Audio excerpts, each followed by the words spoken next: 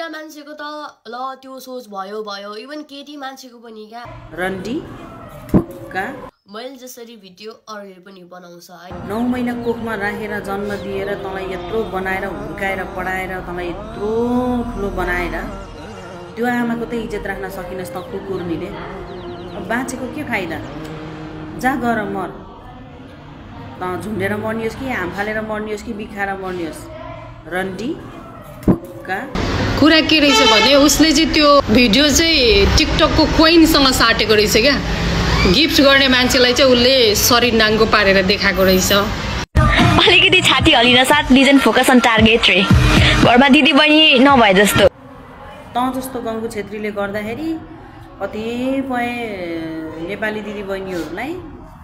राम्रै बाटोमा हिँडे पनि नराम्रो सोच्छ क्या बुझिस् माछाले छेत्रीको त नामै बदनाम गरिस् त अन्त कसैलाई शरीर देखाएर कसैसँग शरीर नङ्गाउन सक्ने त माछाले त जस्तोले त हाम्रो समाजमा त बेसेको नाम दिन्छ बुझिस्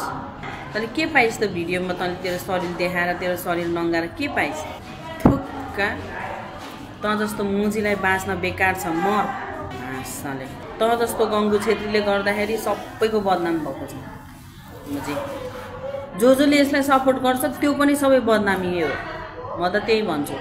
एउटा छोरी मान्छे भएर आफ्नो इज्जत ढाक्न आउँदैन उसले भिडियो क्यामेरा अफ गरिरहेको छ अफ गरेर उसलाई बोलिरहेको छ त्यही अनुसारमा त्यसले देखाउनु पर्छ उसले बुझ्नु पर्दैन यसले क्यामेरा अफ गरेको छ यसले जे पनि गर्नु सक्छ भनेर प्रेम गर्यो माया गर्यो भन्दैमा के शरीर नङ्गाउनै पर्छ नङ्गा उसमा गएर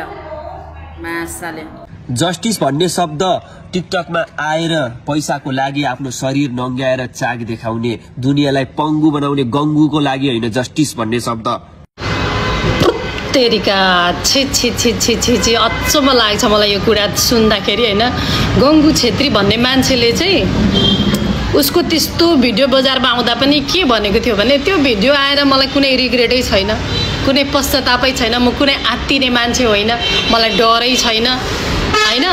डरै छैन म त्यो मान्छेलाई कानुनी प्रक्रिया नि जान्न त्यो मान्छेलाई म केही गर्दिनँ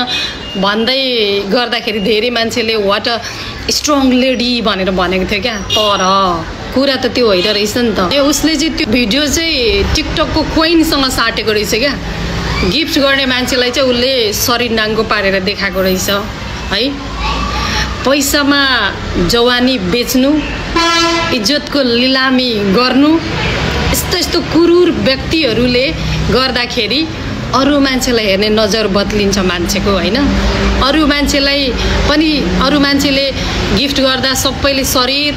खोज्दैन क्या कतिपय मान्छेले मनदेखि गिफ्ट गर्छ कतिपयले माया गरेर दिन्छ कतिपयले रेस्पेक्ट गरेर गिफ्ट गर्छ सबैलाई त्यही नजरले हेर्छ क्या मान्छेले त्यही भएर त्यत्रो खर्च गरेको रहेछ ऊ माथि कतिवटा लाइन हान्यो होला कतिवटा युनिभर्स कति धेरै पैसा लाखौँ गिफ्ट गरेको होला अनि कहाँबाट उसले राजनीति के अरे कानुनी प्रक्रिया चलाउँछ त अचम्म तिमीहरू जस्तो मान्छे चाहिँ यो धरतीमा बाँच्नु चाहिँ बोझ हो क्या मरेकै जाति अर्को कुरा जापानमा भएको मान्छेले आफ्नो लक्ष्य भनेको त विदेश जानु त पैसा कमाउनु हो नि त होइन आफ्नो लक्ष्य जे बोकेर गएको थियो त्यो गर न भाइ दुनियाँ दिवाना त्यो 2 मिनटको रमाइलोमा पैसा खर्च गरेर बाउआमाले लाखौँ ऋण 15-20 लाख रुपियाँ आफ्नो थोपडामा ऋण राखेर बाउआमाले विदेश पठाएको तिमीलाई त्यही गर्नु हो अचम्म लाग्छ हो मलाई एउटा साथीले फ्रान्सबाट 1 वर्ष अगाडि भनेको थियो क्या एउटा केटीले मलाई भिडियो कल गर्नु मलाई लाइन हान्नु म तपाईँलाई भिडियो कल गर्छु भनेको थियो अरे क्या अनि मैले त्यो कुरा त्यो मान्छेले मलाई सुनाउँदै गर्दा मैले पत्याइन उल्टै गाली गरिदिएँ होइन तर आज प्रुफ भयो क्या छि छि छि छि छि छि छि छि कस्तो मान्छे देख्नुपर्छ यो संसारमा